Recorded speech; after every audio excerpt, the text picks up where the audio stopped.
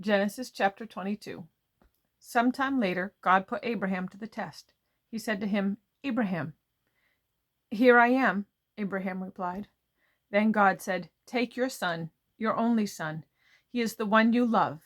Take Isaac, go to Moriah. Give him to me there as a burnt offering.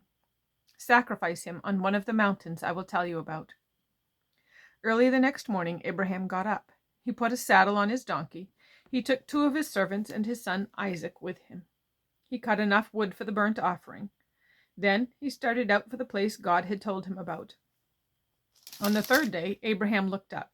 He saw the place a long way off. He said to his servants, "Stay here with the donkey. The boy and I will go over there and worship. Then we'll come back to you." Abraham put the wood for the burnt offering on his son Isaac. He himself carried the fire and the knife. The 2 of them walked on together. Then Isaac spoke up. He said to his father Abraham, "Father?" "Yes, my son," Abraham replied. "The fire and wood are here," Isaac said, "but where is the lamb for the burnt offering?" Abraham answered, "God himself will provide the lamb for the burnt offering, my son." The 2 of them walked on together. They reached the place God had told Abraham about.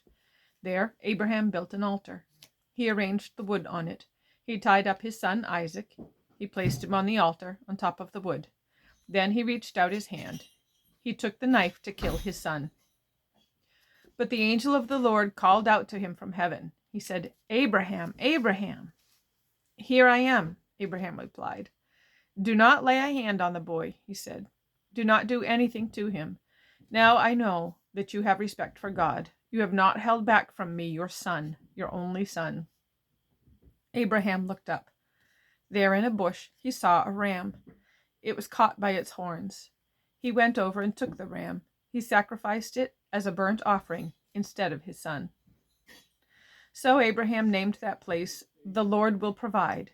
To this day, people say, "It will be provided on the mountain of the Lord."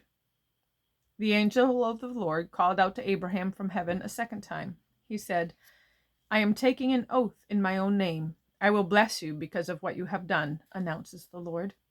You have not held back your son, your only son, so I will certainly bless you.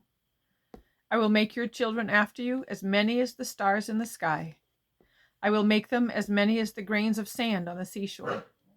Your children will take over the cities of their enemies. All nations on earth will be blessed because of your children. All of that will happen because you have obeyed me."